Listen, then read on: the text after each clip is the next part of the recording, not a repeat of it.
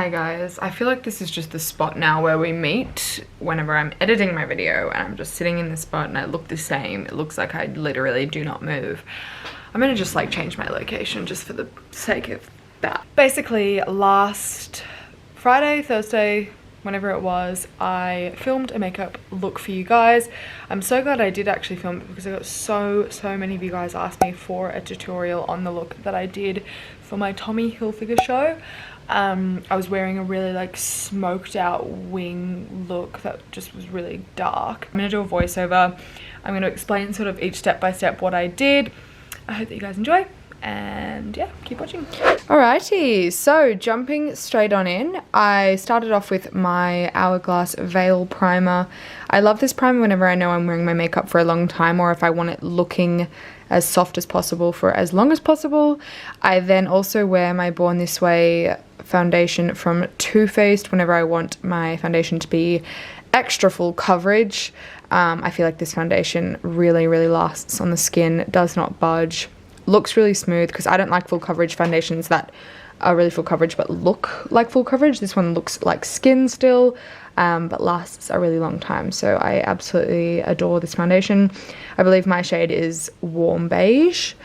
I then felt like it was a little too light for me today because I had a bit of fake tan on, so I went in with my Charlotte Tilbury cream bronzer. I think it's called Hollywood something, so I'll leave it down below. I'm not going to know the names of all of the products. I just applied that under my cheekbones and around the outer perimeter of my face just to warm everything up a little bit. If I'm being honest, I prefer my chubby stick a lot more. I just wanted to mix up my products so that I'm not being repetitive to you guys. I feel like this one was a little bit more cool toned. It was still pretty, but I just like the warm tone of my chubby stick. And then I jumped on in with concealer.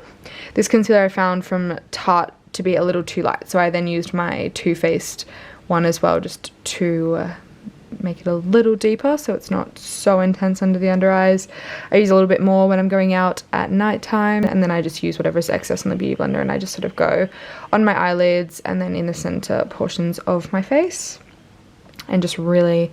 And then I always love to bake, even if it's a daytime event, nighttime event, whatever event it may be. I'll always just take my wet beauty blender and I will just pick up a bunch of powder. This one was from Too Faced, but my favorite one is from Laura Mercier, and I just pick up a little bit on the sponge and just really press it into my skin so that my skin doesn't create any fine lines.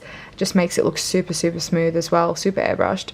And then I'll pick up the same powder on a brush and just put that on my eyelids to set my eyelids, because I was going to go in with a lot of eyeshadow today, so I didn't want anything to crease, so I really packed it on the eyelids.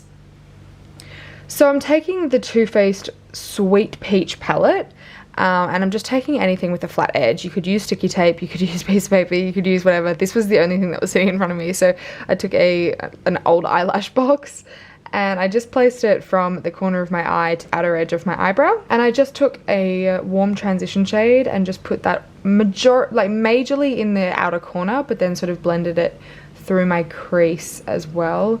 I feel like this is a little hard to explain, but you can obviously see what I'm doing.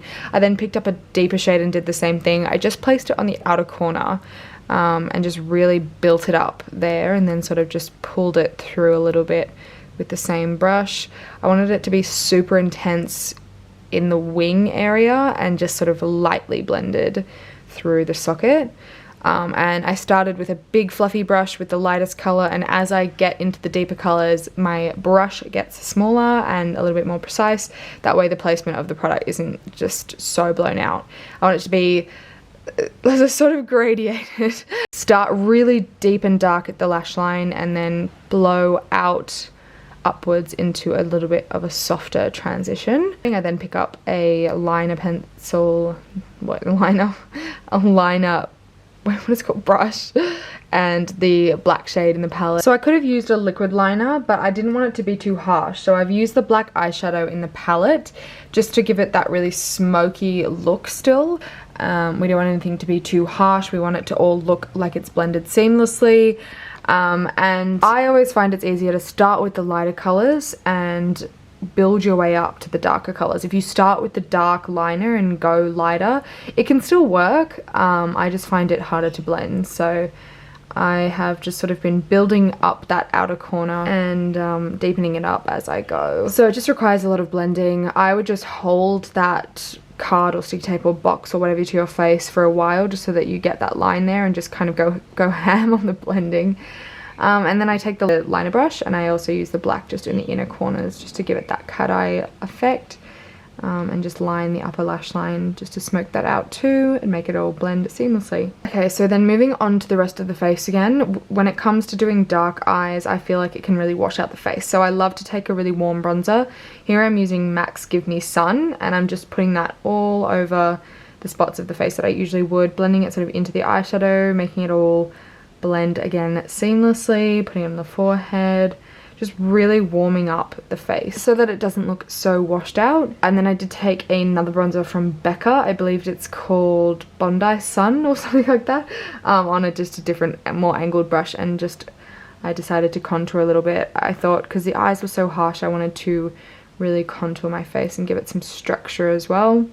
And then I just took my Precisely My Brow pencil from Benefit, and again, like the rest of the makeup, I wanted it to be a bit more defined and precise than I usually would. I usually go for a softer look, but I really wanted everything to be quite edgy today. Taking my NARS eyeliner, again, I'll put the name down below, but it's just basically a really rich brown. I didn't want the liner to be black because I feel like that can be really harsh, so I took a really nice, beautiful, deep brown and did my inner waterline to give it that really sultry, sexy look.